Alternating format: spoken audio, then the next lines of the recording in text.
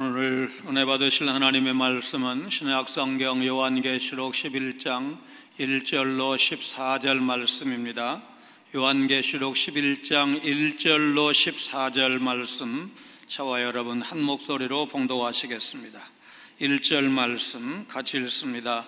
또 내게 지팡이 같은 갈대를 주며 말하기를, 일어나서 하나님의 성전과 제단과 그 안에서 경배하는 자들을 측량하되 성전 바깥 마당은 측량하지 말고 그냥 두라. 이것은 이방인에게 주었은즉 그들이 거룩한 성을 42달 동안 짓밟으리라. 내가 나의 두 증인에게 권세를 주리니 그들이 굵은 베옷을 입고 1260일을 예언하리라. 그들은 이 땅의 주 앞에 서 있는 두 감람나무와 두 톳대니 만일 누구든지 그들을 해하고자 하면 그들의 입에서 불이 나와서 그들의 원수를 삼켜버릴 것이요, 누구든지 그들을 해하고자 하면 반드시 그와 같이 죽임을 당하리라. 그들이 권능을 가지고 하늘을 닫아 그 예언을 하는 날 동안 비가 오지 못하게 하고, 또 권능을 가지고 물을 피로 변하게 하고, 아무 때든지 원하는 대로 여러 가지 재앙으로 땅을 치리로다. 그들이 그 증언을 마칠 때에 무정의 근호부터 올라오는 짐승이 그들과 더불어 전쟁을 일으켜 그들을 이기고 그들을 죽일 터인즉 그들의 시체가 큰 성길에 있으리니 그 성은 영적으로 하면 소돔이라고도 하고 애굽이라고도 하니 곧 그들의 주께서 십자가에 못 박히신 곳이라. 백성들과 족속과 방언과 나라 중에서 사람들이 그 시체를 사흘 반 동안을 보며 무덤에 장사하지 못하게 하리로다. 이 두 선지자가 땅에 사는 자들을 괴롭게 한 고로 땅에 사는 자들이 그들의 죽음을 즐거워하고 기뻐하여 서로 예물을 보내리라 하더라. 3일 반 후에 하나님께로부터 생기가 그들 속에 들어가매 그들이 발로 일어서니 구경하는 자들이 크게 두려워하더라. 하늘로부터 큰 음성이 있어 이리로 올라오라 함을 그들이 듣고 구름을 타고 하늘로 올라가니 그들의 원수들도 구경하더라. 그때에 큰 지진이 나서 성 10분의 1이 무너지고 지진에 죽은 사람이 7천이라. 그 남은 자들이 두려워하여 영광을 하늘의 하나님께 돌리더라. 둘째 화는 지나갔으나 보라, 셋째 화가 속히 이르는도다. 아멘. 청년 시절 동료들과 함께 전도하다가 소금을 뿌리는 분을 만난 적이 있습니다. 처음 그 일을 겪을 때는 상당히 당혹스럽고 세월이 많이 흘렀어도 그분 그렇게까지 한 거 보면 나중에 좀 교회 나가지 않을까, 이런 생각을 하고 있습니다. 우리가 복음을 증거하다가 반대에 부딪힐 때, 또 심한 모욕을 받았을 때 당혹스럽지만 오늘 본문 말씀을 통해서 하나님은 교회가 복음을 증거하면서 어려운 일을 만나도 낙심하지 말라, 그런 메시지를 주고 있습니다. 복음을 전하는 교회가 마귀의 공격을 받아서 일정한 기간 동안에 어려움을 당할 수 있지만 하나님의 개입으로 교회가 다시 일어서고 승리한다, 그런 내용입니다. 세상은 마치 출애굽 당시에 이집트와 같은 재앙을 당하지만 그럼에도 불구하고 복음은 여전히 전파될 것입니다. 성전 바깥 마당이 이방인들에 의해서 짓밟힌다는 말씀, 더 이상 하나님의 임재와 보호를 기대할 수 없는 이 상황이 상당히 충격적으로 보입니다. 종말이 가까울수록 교회는 세상에서 없어도 되는 존재처럼 사회학 정도로 치부하려는 흐름이 점점 팽배해지고 있다는 사실을 코로나 시대를 살면서 이전보다 더 자주 심각하게 느끼고 있습니다. 성전 측량과 두 증인을 다루는 11장은 요한계시록 중간에 위치하는데 후반부로 갈수록 이 주제가 더욱더 확대될 것입니다. 또 내게 지팡이 같은 갈대를 주며 말하기를, 일어나서 하나님의 성전과 제단과 그 안에서 경배하는 자들을 측량하되 성전 바깥마당은 측량하지 말고 그냥 두라. 이것은 이방인에게 주었은즉 그들이 거룩한 성을 42달 동안 짓밟으리라. 성전 제단 및 그 안에서 경배하는 자들을 측량하라는 말은 그들이 보호받고 있다는 것을 상징하는 말씀입니다. 반면 측량이 안 되는 성전 바깥 마당에 대해서 네덜란드 개혁신학대학 교수인 시드니 흐레이다너스 박사는 외향적으로는 믿는 형태를 가지고 있으나 참 믿음이 없는 자들을 의미함으로 보호받지 못하는 것을 상징한다, 그렇게 해석을 했습니다. 윌리엄 핸드릭슨 교수도 제명을 받아야 하고 내쫓아야 마땅할 불성실한 교인을 말하고 있다고 주석을 했습니다. 우리말 성경에는 측량하지 말고 그냥 두라고 되어 있지만 원문에는 밖에 내던져버리고 측량하지 말라, 아주 직설적으로 되어 있습니다. 참 믿음이 없는 자들, 유선적 믿음의 소유자들은 하나님의 구원에서 제외한다는 말씀입니다. 이것을 이방인들에게 주었다고 표현했기 때문에 그렇게 해석을 합니다. 하나님은 외향적이고 유선적인 믿음을 가진 자들을 이방인과 같이 취급하십니다. 2절 하반절 끝에 보면 그들이 거룩한 성을 42달 동안 짓밟으리라고 했습니다.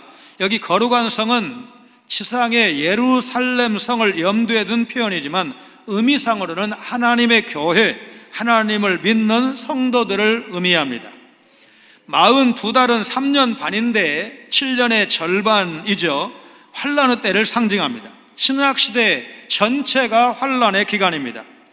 이처럼 이방인들은 하나님의 교회를 핍박하고 괴롭힙니다. 하나님께서 허락하셨습니다. 그러나 그들의 때는 정해져 있습니다.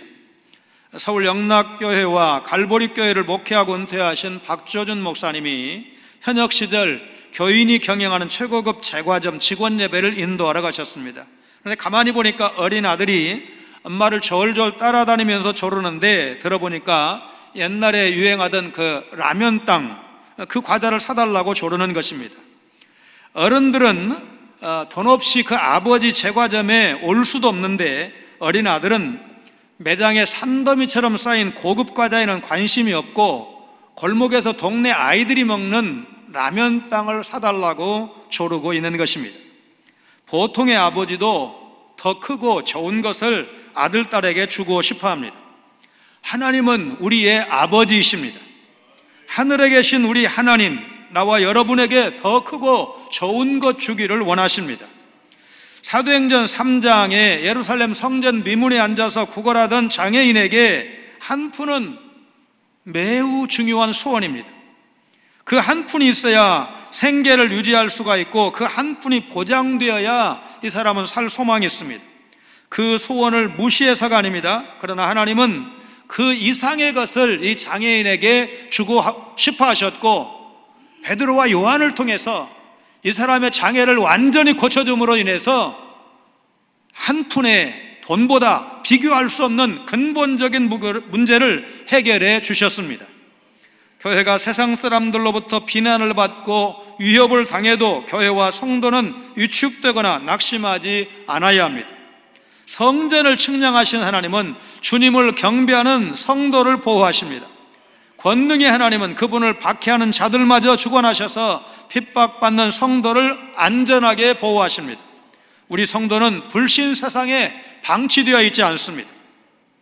권능의 하나님이 사랑하는 자식을 살피듯이 우리를 돌보시기에 이사야서 49장 15절 말씀, 여인이 어찌 그 젖먹는 자식을 잊겠으며 자기 태선한 아들을 긍휼히 여기지 않겠느냐.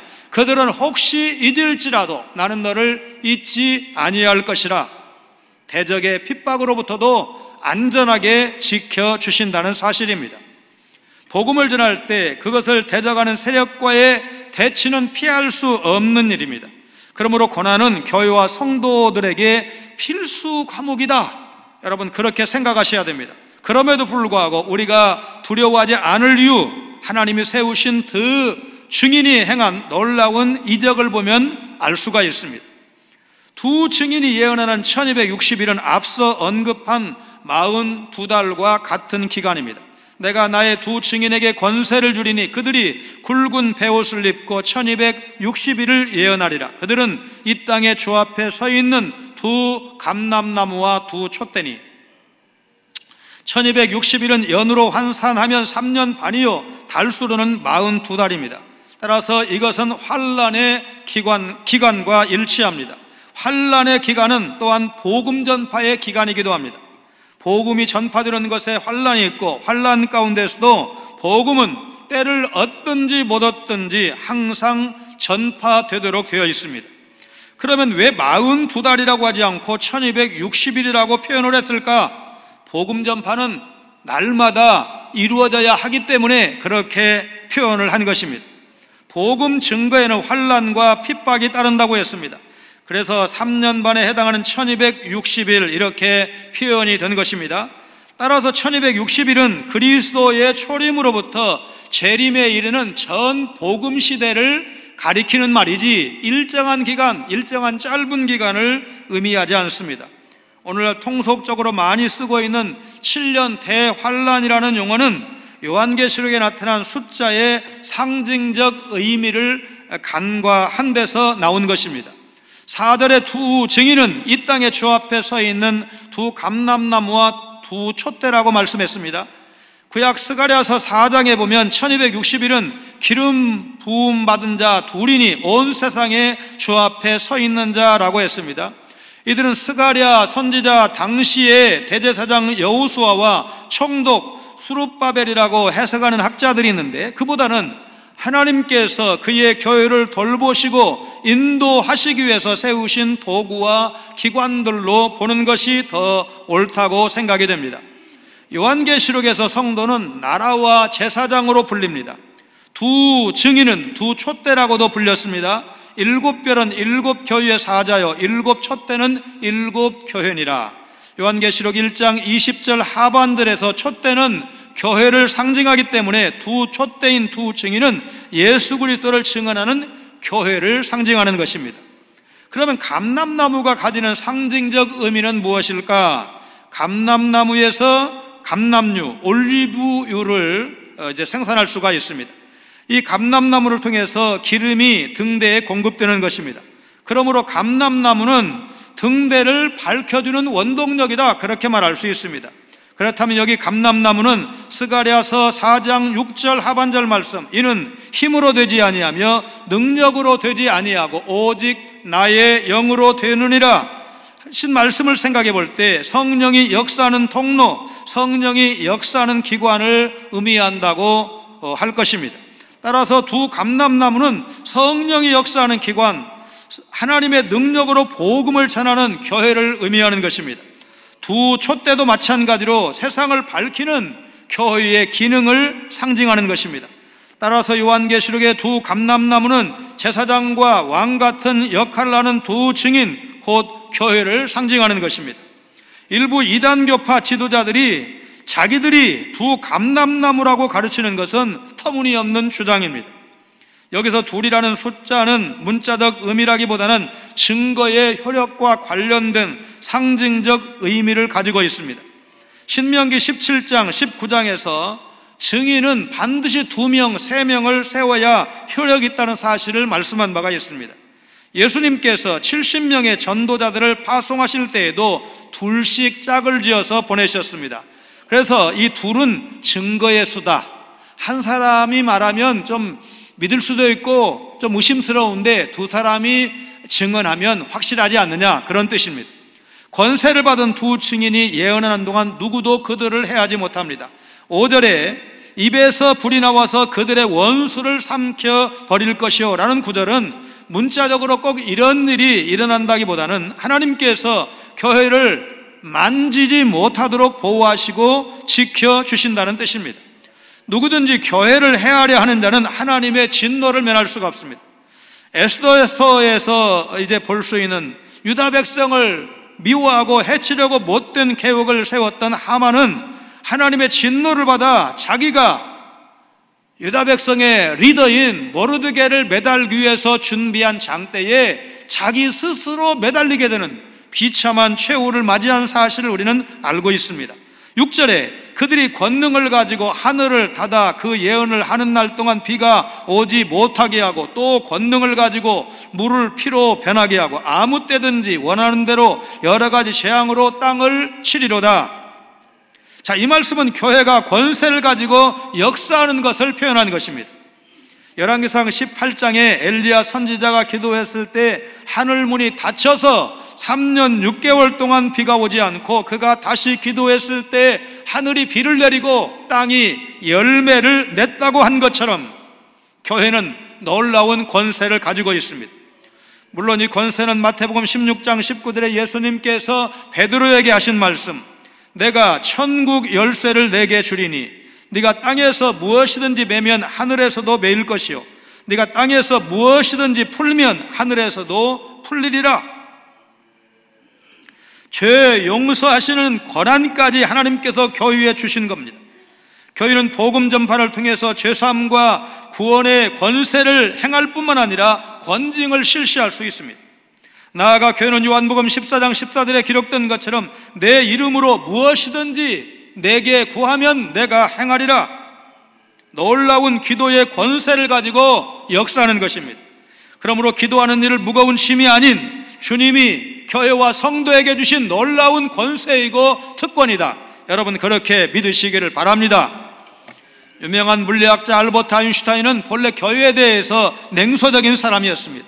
그런데 독일이 히틀러 치하에 들어갔을 때 아인슈타인 박사는 한 가지 놀라운 사실을 목격하기 시작했습니다. 그 역사의 암흑기에 많은 교회들이 히틀러에게 무릎을 꿇었지만 끝까지 진리를 포기하지 않고 예언자적 음성을 내면서 백성을 위로하고 있었던 놀라운 공동체가 눈에 들어오기 시작한 것입니다. 그건 바로 교회였고, 아인슈타인 박사는 다음과 같은 글을 남겼습니다. 나는 종종 교회를 조롱했다. 그리고 나는 교회를 과소평가해 왔다. 그러나 내 조국이 이런 짙은 어둠 속에 있을 때 내가 기대했던 대학도 침묵했고 언론조차도 침묵을 지켰다. 그러나 진리를 말한 유일한 공동체가 있었으니 그것은 바로 교회였다. 나는 빛을 발하는 이 교회를 향해 새로운 애정을 가지기 시작했다. 일찍이 경험하지 못한 어려운 때, 이 코로나 시대를 우리가 살고 있습니다. 내 신앙 지키는 것만도 쉽지 않다, 참 어렵다, 그런 생각을 하실 때가 적지 않을 것입니다. 그러나 이런 상황에서도 우리보다 훨씬 상황이 심각한 미국 교회 얘기인데, 리고렌 목사님이 심호하시는 세들백 교회에 이제 교회로 또 마트에도 마음 놓고 갈 수 없는 그 사람들, 먹을 것이 없어도 고통받는 사람들을 향해서 교회가 식료품을 모아서 배분하는 봉사를 시작을 했습니다. 그런데 아르헨티나에서 온 M이라는 여성이 이제 아르헨티나 사람이니까 스페인어를 능통하게 잘하겠죠. 그래서 스페인어, 말하자면 이 LA는 다민족이 모인 도시니까 스페인어를 쓰는 사람들을 향해서 이 식료품을 배분하는 봉사를 시작을 했고, 이제 말이 이렇게 능통하게 잘 통하니까 복음을 증거했습니다. 이 전하면서 복음을 증거했는데 한 사람씩 돌아오기 시작하는데 3개월 만에 무려 418명이 돌아왔습니다. 남들이 다 못 산다, 큰일 났다, 절망하고 있을 때 여전히 복음을 증거하는 교회, 복음을 증거하는 살아있는 신앙인이 있었고, 복음에는 이처럼 능력이 있다는 사실을 보여주고 있습니다. 죄인이 구원받을 수 있는 유일한 길은 하나님의 아들 예수님이 이 땅에 오셨고, 죄인을 위해서, 나를 위해서 그분이 십자가에서 대신 죽으셨습니다. 나는 그 죽으심이 대속의 죽으심, 나를 대신하신 죽으심인 것을 믿습니다. 그거밖에는 여러분 복음이 없습니다. 우리는 그리스도와 연합한 의인이기에 대적의 공격에도 담대할 수 있습니다. 복음을 전할 때 우리 입에서 불이 나와서 원수를 삼켜버릴 것이라는 오늘 본문 말씀을 우리가 기억을 해야 됩니다. 어떤 목사님에게 출판사가 목사님의 설교를 모아서 출판하고 싶습니다. 목사님 허락해 주십시오. 이렇게 요청했을 때 이 목사님이 내 속에서 나가는 불도 책에 담을 수 있습니까? 그렇게 되물었다고 합니다. 여러분, 복음에는 능력이 있습니다. 그 능력이 얼마나 센지 불이 나간다, 불로 태운다, 그렇게 표현할 정도로 여러분이 믿는 복음, 제가 증거하는 복음에 능력이 있다는 사실을 여러분 믿으시기를 바랍니다. 천국 백성 되게 하는 권능의 십자가 복음이 우리 교회와 성도에게 있다는 사실, 원수 마귀의 손아귀로부터 수많은 영혼을 건져내는 권능이 우리에게 있다는 것, 우리가 믿는 복음에게 있다는 것, 여러분 믿으시기를 주의 이름으로 축원합니다. 두 증인은 무적행으로부터 올라온 짐승에게 죽임을 당하고 땅에 사는 자들로부터 조롱을 당합니다. 교회가 핍박을 당한다는 뜻입니다. 무적행에서 올라온 짐승이 전쟁을 일으켜 두 증인을 죽인다는 것, 교회와 성도가 박해와 순교를 당하고 교회가 마지막 승리를 하겠지만 그 과정에서 이제 환난을 피할 수는 없다는 사실을 보여주는 것입니다. 여러분, 악한 자가 교회가 승승장구 잘 되는 것을 가만히 지켜보고만 있겠습니까? 악한 마귀는 복음 증거자들을 대항해서 전쟁을 일으킵니다. 무적행에서 나온 짐승은 교회를 대적하는 악한 영적 세력을 가리키는데, 이 대적들이 두 증인을 너무나 증오한 나머지 두 증인의 시체를 장사하지 못하도록 막고 오히려 선물을 주고받으면서 축제를 즐깁니다. 그들이 그 증언을 마칠 때 무적행으로부터 올라오는 짐승이 그들과 더불어 전쟁을 일으켜 그들을 이기고 그들을 죽일 터인즉 그들의 시체가 큰 성 길에 있으리니 그 성은 영적으로 하면 소돔이라고도 하고 애굽이라고도 하니 곧 그들의 주께서 십자가에 못 박히신 곳이라. 백성들과 족속과 방언과 나라 중에서 사람들이 그 시체를 사흘 반 동안을 보며 무덤에 장사하지 못하게 하리로다. 이 두 선지자가 땅에 사는 자들을 괴롭게 한 거로 땅에 사는 자들이 그들의 죽음을 즐거워하고 기뻐하여 서로 예물을 보내리라 하더라. 사흘 반은 3년 반이라는 박해의 기간을 상징합니다. 두 증인의 시체는 영적으로 소돔과 애굽이라 불리는 큰 성, 곧 주님이 십자가에 못 박히신 곳 길에 방치될 것입니다. 소돔은 하나님의 심판을 초래한 동성애가 넘치는 죄악의 도시이고, 애굽은 하나님의 백성을 억압해서 재앙을 받은 나라입니다. 주님이 십자가에 못 박히신 곳이라는 표현에 근거해서 큰 성을 예루살렘으로 보는 것이 가능하지만 요한계시록 17장 18절에서 큰 성은 로마를 가리킵니다. 신약시대의 팔레스타인 지역은 로마 제국의 지배를 받고 있었기 때문에 예루살렘과 로마는 완전히 상호 배타적인 도시는 아니었습니다. 이제 상황이 달라집니다. 하나님께서 죽었던 두 증인에게 에스갈 37장에서처럼 생기를 불어넣어 그들을 살리십니다. 3일 반 후에 하나님께로부터 생기가 그들 속에 들어가매 그들이 발로 일어서니 구경하는 자들이 크게 두려워하더라. 하늘로부터 큰 음성이 있어 이리로 올라오라 함을 그들이 듣고 구름을 타고 하늘로 올라가니 그들의 원수들도 구경하더라. 사흘 반 후에 두 증인은 부활하고 승천합니다. 두 증인의 부활로 인해서 대적들은 크게 두려움에 사로잡히게 되고, 두 증인은 그들을 죽였던 원수들이 지켜보는 가운데 살아나서 하늘로 올라간다. 여러분, 이것은 하나님이 교회의 증언 사역을 인정하셨다는 것을 의미하는 것입니다. 큰 지진으로 인해서 성 10분의 1이 무너지고 사람 7,000명이 죽었다는 것은 상당히 큰 피해입니다. 그때에 큰 지진이 나서 성 10분의 1이 무너지고 지진에 죽은 사람이 7,000이라 그 남은 자들이 두려워하여 영광을 하늘에 하나님께 돌리더라. 둘째 화는 지나갔으나 보라 셋째 화가 속히 이르는도다.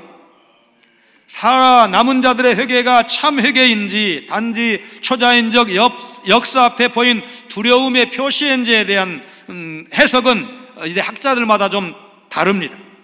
14장 6절 7절에서 하나님을 두려워하고 그에게 영광을 돌리라는 표현은 참 회개를 의미하므로 13절 14절에서도 참 회개를 의미한다. 그렇게 말하자면 해석할 수 있습니다. 둘째 화가 지나갔으나 셋째 화가 속히 올 것이라는 진술은 여섯째 나팔 재앙이 끝났고 일곱째 나팔 재앙이 곧 임할 것이라는 말입니다. 사실 여섯 번째 나팔 재앙은 9장 2절에서 이미 끝났습니다. 금년 미국 프로야구 LA 다저스 팀이 월드 시리즈에서 우승했습니다. 이 팀은 원래 뉴욕을 연고지로 브루클린 다저스 팀으로 활동을 했는데 1958년 연고지를 LA로 옮겼습니다. 그동안 정상급 실력을 갖고 있는데도 우승하지 못하다가 1988년 이후 32년 만에 7번째 우승컵을 들어올리는 데 성공한 것입니다. 1947년 브루클린 다저스의 책임자였던 브랜치 리키는 이제 영화에서 해리슨 포드가 연기한 그 역할이 그 주인공인데, 자신이 눈여겨본 탁월한 재능의 흑인 선수 제키 로빈슨에게 당시로서는 파격적인 제안을 했습니다. 그것은 프로야구계의 인종차별의 벽을 깨는 시도였습니다. 로빈슨은 성깔도 있고 힘도 센 사람이었습니다. 군인 시절 버스 뒷칸에 앉으라는 명령을 거부하다가 영창에 간 일도 있었습니다. 리키는 독실한 기독교 신자인 로빈슨을 앉혀놓고 예수 그리스도의 생애란 책을 읽어주면서 다짐을 받았습니다. 이제 자네가 그라운드로 나가면 군중이 매 게임마다 갖은 욕설과 야유를 퍼부을 것이고 물건을 집어 던질지도 모르며 징후에 취한 고함과 눈길을 던질지도 모르네. 그러나 그 어떤 상황에서도 자네는 절대 감정적인 보복적 반응을 해서는 안 되네. 알겠나? 자네는 자네 자신을 위해 야구를 하는 게 아니라 차별받는 흑인들 전체의 명예를 걸고 뛰고 있다는 사실을 명심하게. 젊은 혈기의 로빈슨은 기도하면서 이 도전에 응했습니다. 그는 평생 이 약속을 잘 지켰습니다. 운명의 날 1947년 4월 15일 그는 브루클린 다저스의 일루수로 뛰기 시작했습니다. 예상대로 반응은 쉽지 않았습니다. 로빈슨은 팬들로부터 수없이 많은 욕설과 야유와 죽이겠다는 협박이 담긴 편지를 받았고, 심지어 동료들조차도 그를 곱지 않은 눈길로 흘겨보았습니다. 그가 실수라도 한 번 하면 군중들은 당장 죽일 듯이 야유를 퍼부었습니다. 어떤 사람은 나중에 기록하기를 로빈슨은 야구장에서 가장 외로운 사람이었다. 그런 모욕과 고통과 따돌림을 당하고도 저렇게 의연히 버틸 수 있는 사람은 아마 로빈슨밖에 없을 것이라고 표현할 정도였습니다. 자기에게 모욕적인 편지를 보낸 한 팬에게 보낸 답장에서 당신이 나를 좋아하든 싫어하든 상관하지 않겠습니다. 그저 나를 같은 인간으로 대해줄 수는 없습니까? 그렇게 편지를 쓰기도 했습니다. 그러나 로빈슨은 리키와의 약속대로 한 번도 감정을 드러내면서 보복하지 않았습니다. 오히려 그런 처지에 있으면서도 다른 선수들을 격려하고 칭찬까지 했습니다. 뉴욕 양키스의 전설적인 강타자 미키 멘틀이 아직 신인이었을 때, 두 사람 이제 나이 차이가 12년 차이가 나는데 이제 이미 최정상에 올라왔을 때 이 신인을 만난 겁니다. 로빈슨은 그를 직접 찾아가 악수를 청하면서 너는 정말 대단한 선수야, 반드시 대성할 거야, 그렇게 격려했습니다. 훗날 양키스의 전설 바늘에 선 미키 멘틀은 그날을 회상하면서 이렇게 말했습니다. 나는 그날 정신이 멍해지는 것 같았다. 어떻게 그토록 심한 모욕과 야유와 욕설과 따돌림을 당한 사람이 오클라호마에서 올라온 지 얼마 안 된 시골 풋내기 백인 선수에게 그런 따뜻한 격려를 해줄 수가 있단 말인가? 로빈슨 선수는 10년간 다저스 팀에서 뛰었는데 그가 뛰는 동안 6번이나 리그 우승을 차지했습니다. 1947년 내셔널리그 최고 신인상을 받았고 2년 후인 1949년도에는 그의 최우수 선수 MVP로 선정되었습니다. 생애 통산 3할 1푼 1리 도루 197개 6번의 월드시리즈와 6번의 올스타전을 뛰는 찬란한 기록을 남겼습니다. 1962년 야구선수 최고의 영광인 명예의 전당에 그 이름을 당당히 올렸습니다. 그의 등번호가 42번인데 이 42번은 다저스 팀뿐만 아니라 미국 프로야구 전 구단의 영구 결번호로 정해서 말하자면 어느 팀에도 42번 선수가 없습니다. 최근에 MLB.com이 미국 프로야구 역사상 최고의 신인을 뽑았는데 바로 이 로빈슨 선수가 역대 최고의 신인으로 꼽혔습니다. 그의 거룩한 희생으로 인해서 수천의 흑인 선수들이 미국 프로스포츠계에 진출할 수 있는 길이 열리게 되었습니다. 미국 프로야구 최고의 홈런왕이었던 행크 아론은 자신이 제일 존경하는 영웅으로 서슴지 않고 제키 로빈슨을 꼽으면서 이렇게 말했습니다. 그는 모든 흑인 선수에게 영원히 꺼지지 않는 횃불을 넘겨주었다. 그가 아니었다면 야구나 다른 프로스포츠계에서 인종차별의 벽이 무너지는데 몇 년이 더 걸렸을지 모른다. 내가 최고의 홈런 기록을 세우게 된 것도 바로 그의 거룩한 희생이 있었기 때문이다. 그는 자신의 명예를 위해서가 아니라 모든 흑인의 긍지를 위한 어떤 사명감을 위해서 열심히 뛰었던 것이다. 행카루는 48살 때 우리나라에 와서 경기를 한 일도 있는데, 그렇게 이제 자기 선배를 로빈슨을 묘사를 했습니다. 우린 정도의 차이만 있을 뿐 다 겁이 많은 사람들입니다. 한홍 목사는 자신의 책 거인들의 발자국에서 우리가 하나님을 의지하여 5분을 더 참으면 그것이 바로 용기라고 말한 바 있습니다. 우리가 그렇게 용기를 잃지 않고 버텨낸 그 자리에 우리의 다음 세대들이 찬란한 봄날의 새싹처럼 힘찬 꿈의 발자국을 내디딜 것입니다. 세상은 우리가 바라는 영원한 생명을 누리는 하나님 나라를 인정하지 않습니다. 이 세상에서의 힘을 추구하고 마치 이 세상이 전부인 것처럼 살아가면서 보이지 않는 하나님 나라를 조롱하고 있습니다.